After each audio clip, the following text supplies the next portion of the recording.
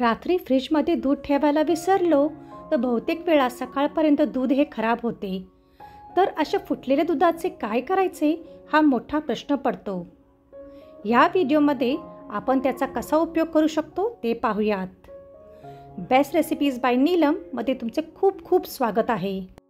एक पातेले घेऊन त्यावरती गाळणी ठेवायची. मग हे फुटलेले दूध ओतायचे. चाळणीवर जे पनीर उरले आहे ते पाणी घालून स्वच्छ धुवून घ्यायचे. काही आंबूसपणा असेल तर पाणी वापरून धुतल्याने तो निघून जातो. हे धुतलेले पनीर एका स्वच्छ कपड्यावर काढून घ्यायचे. कपड्याच्या सगळ्या कडा जुळवून घ्यायच्या. घट्ट दाबून पनीरमधले पाणी काढून घ्यायचे. या व्हिडिओमध्ये खूप साऱ्या टिप्स सांगितल्या आहेत, तर तुम्ही हा व्हिडिओ शेवटपर्यंत नक्की बघा. घट्ट पिळून पाणी काढणे खूप गरजेचे आहे, तरच पनीरला आपण आकार देऊ शकतो.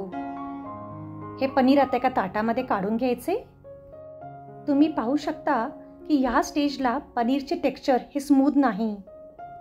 तुम्हाला हवे असल्यास पनीरला हाताच्या तळव्याने मळू शकता, पण त्याला खूप वेळ जातो. मी इथे तुम्हाला एक शॉर्टकट सांगणार आहे.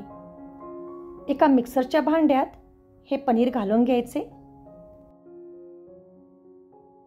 मिक्सरचे बटन हे जर डाव्या बाजूला फिरवले तर तो पल्स मोड असतो. तर हा मोड वापरून आपण हे पनीर एकजीव करून घेणार आहोत.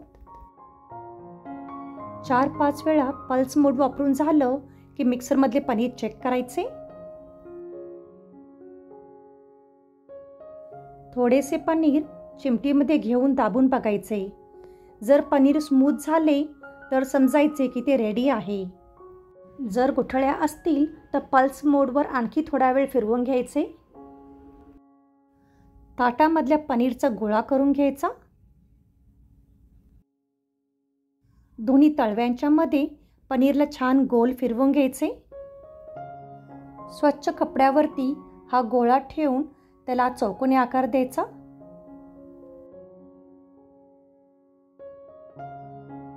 पनीरचा चौकोन तयार झाला की कपड्याने सगळ्या बाजूने त्याला झाकून घ्यायचे.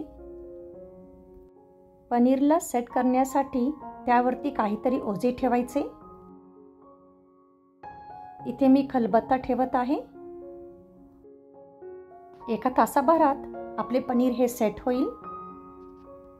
1 तास झाला आहे, तर आपण हे ओझे साईडला ठेवूयात. बघूयात आपले पनीर सेट झाले आहे की नाही. तुम्ही जर माझ्या चॅनलवर फर्स्ट टाइम आला असाल तर प्लीज लाईक अँड सबस्क्राईब. दिसते की नाही अगदी विकतच्यासारखे पनीर. चला तर पनीरचे तुकडे करून घेऊयात. या घरच्या पनीरपासून तुमच्या आवडीची डिश तुम्ही बनवू शकता. तुमच्या सगळ्यांसाठी मी लवकरच पनीर लबाबदारची रेसिपी घेऊन येत आहे. तुम्हाला जर माझे व्हिडिओज आवडत असतील तर please like and subscribe. Thanks for watching.